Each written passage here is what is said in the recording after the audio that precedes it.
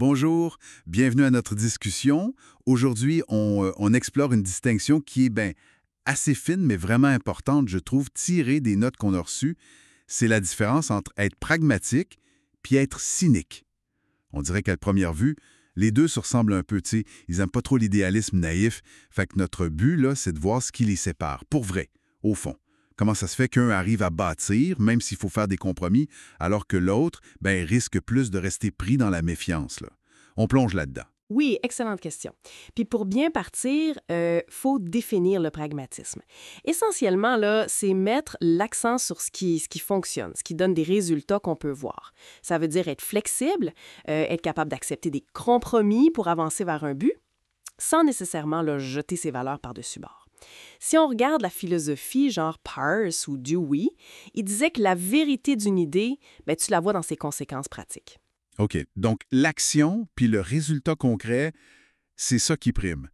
Mais alors, le cynisme, c'est quoi la différence clé? C'est où que ça casse? Ah, le cynisme, lui, il part d'une prémisse pas mal plus sombre, mettons. Il rejette l'idée même que les grands principes ou les bonnes intentions soient vraiment sincères. Il pense que c'est toujours l'intérêt personnel qui mène, en cachette. Le cynique d'aujourd'hui, là, il doute de tout, sauf peut-être de sa propre lucidité qui est un peu triste, avouons-le. C'est une posture de méfiance presque systématique. Des fois, c'est comme une carapace pour pas être déçu. On sent la différence d'ambiance, mettons. Le pragmatisme, ça sonne comme une volonté d'agir dans le monde tel qu'il est, là. Peut-être pour éviter les idéaux qui mènent nulle part, tandis que le cynisme moderne, lui, on dirait qu'il est nourri par la déception, la perte de confiance. Peut-être face à la complexité ou bien au spectacle de la politique, tu sais.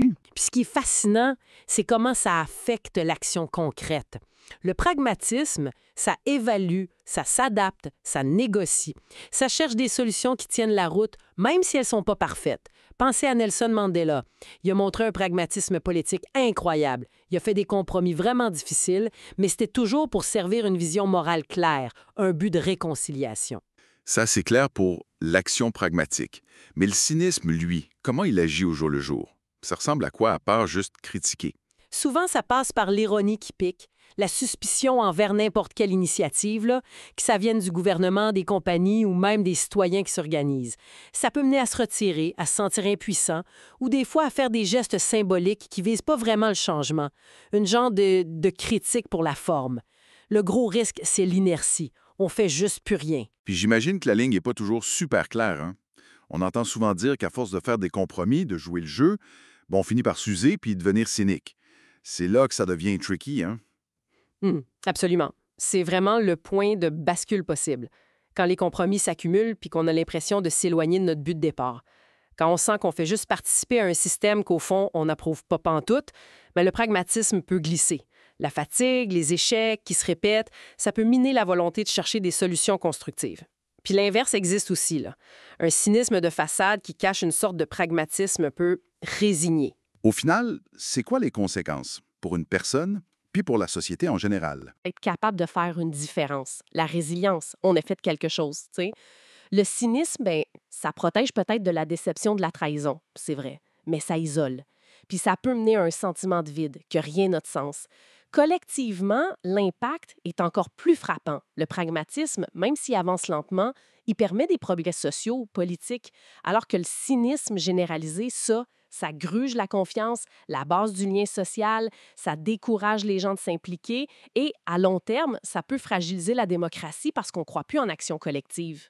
Alors, la question qui tue, comment on fait pour cultiver un pragmatisme qui reste sain, qui voit les difficultés mais qui tombe pas dans le défaitisme puis le cynisme? Mais si on regarde plus large, il y a plusieurs pistes dans les sources là. Avoir des intentions claires, c'est crucial. Pourquoi on fait ce compromis-là? Il faut garder le cap sur le but final. Ensuite, la responsabilité. Accepter de rendre des comptes sur ce qu'on fait de façon critique puis transparente. Des fois aussi, faut oser questionner les règles du jeu, pas juste s'y adapter. Puis garder une forme d'idéal, même petit. Tim Berners-Lee, quand il a créé le Web, il a été super pragmatique techniquement, mais il était guidé par un idéal fort, l'accès libre à l'info pour tous.